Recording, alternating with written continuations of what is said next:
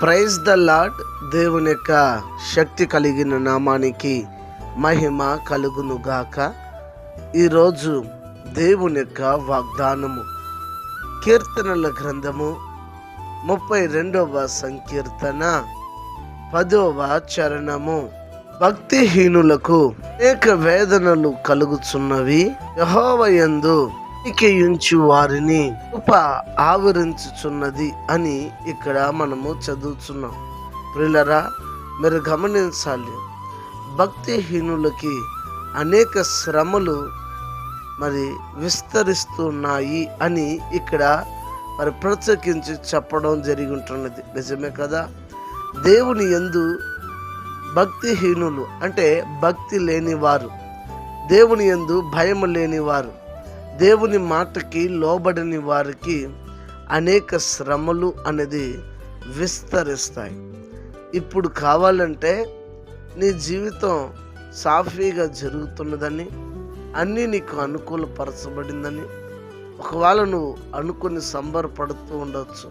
అయితే నీ ముందు ఉన్నది, ఎందుకంటే నువ్వు భక్తిహీనుడుగా, నువ్వు పైకి భక్తి కలిగిన వారుగా లోపల వ్యక్తి జీవితాన్ని జీవిస్తున్నారు. కాబట్టి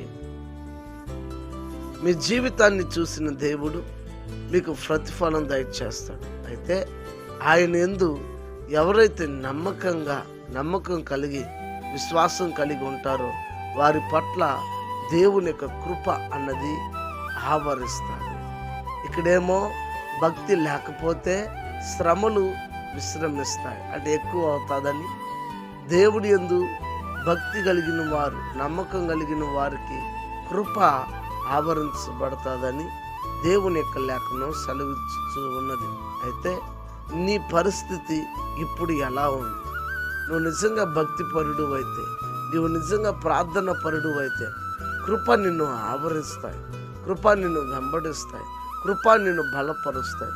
నువ్వు భక్తిహీనుడిగా ఉన్నట్లయితే అనేక శోధనలు, శ్రమలను నువ్వు ఎదుర్కొంటూ ఒకవేళ ఉన్నావు అయితే నీ భక్తిలో ఉన్న లోపాలని గుర్తించి సరి చేసుకొని ఆ భక్తిని సరి చేసుకొని పూర్తిగా దేవుడి మీద నమ్మకం ఉంచి ఆయన అడుగుజాడల్లో నడవడానికి నిన్ను నీవు సిద్ధపరచుకుంటావా?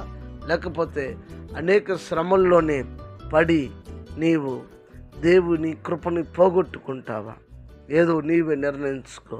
ప్రార్థన చేసుకుందామా? ప్రార్థన. కనికర స్వరూపుడా, నమ్మదగిన దేవా, ఘనమగు నామమునకే స్తోత్రాలు స్వామి. ఈ ఉదయకాల సమయమందు మీరు మాతో మాట్లాడిన రీతికై స్తోత్రాలు. ఈ వాగ్దానాన్ని విన్న వారు ప్రభా, ఒకవేళ భక్తిహీనులుగా ఉన్నట్లయితే దేవా, వారు పడుతున్న వేదన, బాధ, కష్టము కన్నిటిని బట్టి తమ భక్తిని వారు సరిచేసుకొని నీ తట్టు పూర్తి విశ్వాసం కలిగి నీ కృప ఆవరించున్నట్లు దేవా వారికి సహాయం చేయండి అని ప్రార్థన చేస్తున్న వారందరికీ కృప చూపించండి, దయ చూపించండి దేవా. నీ యందు నిజముగా భయం, భక్తి కలిగిన వారిని ఇంకను దీవించండి, ఆశీర్వదించండి. నీ సన్నిధి తోడు ఉండి నడిపించండి. నీ దక్షిణ స్థాన్ని చాపండి. అనారోగ్యం చేత ఉన్న వారికి ఆరోగ్యము, ఆర్థిక ఇబ్బందులు ఉన్న వారికి విడుదల, రక్షణ లేని ప్రజలందరికీ రక్షణనిచ్చి ప్రతి వారిని నీ రాకడ కోసం సిద్ధపరచమని, ఘనత, మహిమ, స్తుతి మీరు పొందమని క్రీస్తు పేరిట ఈ ప్రార్థన సమర్పించి అడిగి వేడుకొని ఉన్నాము తండ్రి. ఆమేన్. God bless you. దేవుడు మిమ్మల్ని దీవించి ఆశీర్వదించునుగాక. ఆమేన్.